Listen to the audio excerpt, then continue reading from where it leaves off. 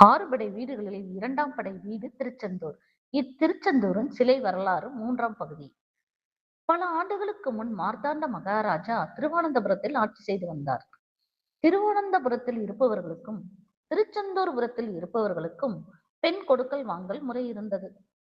திருவனந்தபுரத்தில் இருக்கும் சண்முகர் சிலையை திருச்செந்தூர் செந்தில்நாதன் ஆலயத்திற்கு கொண்டு செல்ல வேண்டும் என்று மக்கள் விரும்பினார்கள். திருவனந்தபுரத்தில் இருக்கும் செல்வேந்தர்களிடம் உதவியும் கேட்டார்கள். அதற்கு அவர்கள் மிகுந்த மகிழ்ச்சியுடன் ஆர்வம் காட்டி உதவியும் செய்ய முன்வந்தார்கள்.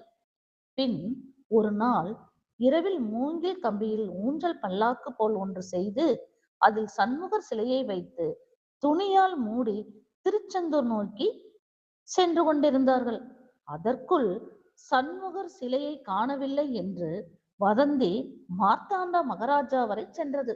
இதனால் கோபம் அடைந்த மகாராஜா 4 புறங்களிலும் சண்முக சிலையை தேட ஆணையிட்டார்.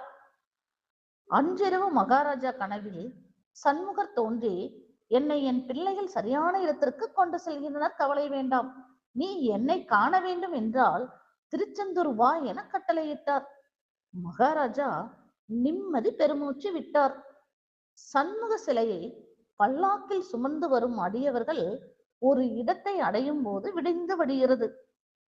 அதனால் அவ்விடத்திலேயே சண்முகர் சிலைக்கு ஜலாபிஷேகம் செய்து ஏதேனும் நெய்வேத்தியம் கிடைக்குமா என்று கடற்கரை ஒட்டி அக்காட்டில் தேடினார்கள். அப்பொழுது அங்குள்ள குடிசை ஒன்றில் இருந்த பெண்மணி காலை உணவு தயாரித்துக் கொண்டிருந்தாள். புளித்த மாவு தோசையும் பயிர் கஞ்சையும் வைத்திருந்தாள். அதை கண்ட அடியவர்கள் அந்த பெண்ணிடம் அந்த உணவை வாங்கி சண்முகருக்கு பூஜை செய்து நெய்வேத்தியமாக வைத்தனர். இப்பொழுதும் புளித்த மாவு தோசையும் பயிறு கஞ்சியும் நெய்வேத்தியமாக சண்முகருக்கு படைக்கப்படுகிறது.